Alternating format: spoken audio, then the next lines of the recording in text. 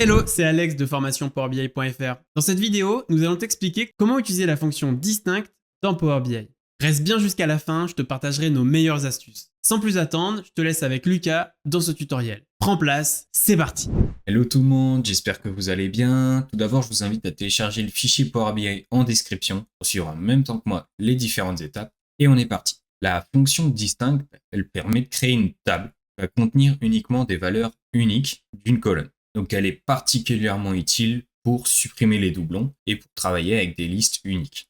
Cependant, cette fonction, il faut savoir qu'elle est très peu utilisée dans Power BI. Pour ceux qui sont sur Excel, c'est similaire à une formule unique. Ici, imaginons, on a une table, donc carte. On va avoir nos différentes catégories de pizza, donc avec le nom, la catégorie et la taille. On voit ici que le nom, il apparaît plusieurs fois puisqu'on a des tailles différentes pour la même pizza. Moi, ce que je souhaite avoir, c'est une liste des noms de pizza. Donc pour ce faire, je vais me mettre sur carte et faire nouvelle table.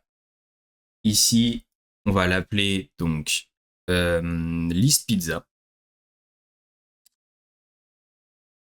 On va faire distinct de carte nom.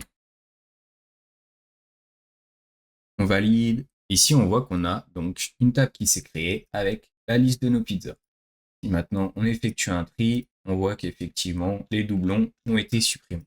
Donc je vous ai dit que cette fonction elle était très peu utilisée. Pourquoi? Parce que faut savoir que Power BI lui arrive directement à analyser et à supprimer les doublons. Imaginons ici, on repart pas de notre liste pizza, mais on va repartir directement de notre carte. On souhaite avoir les noms sans doublons.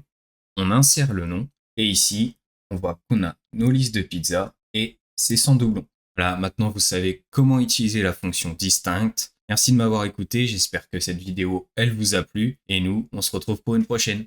Ciao!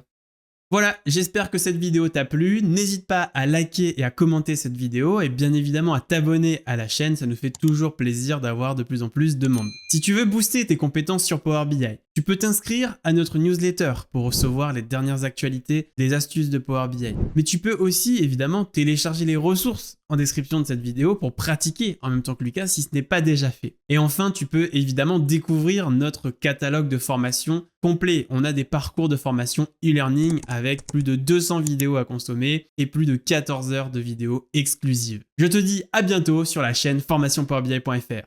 Ciao!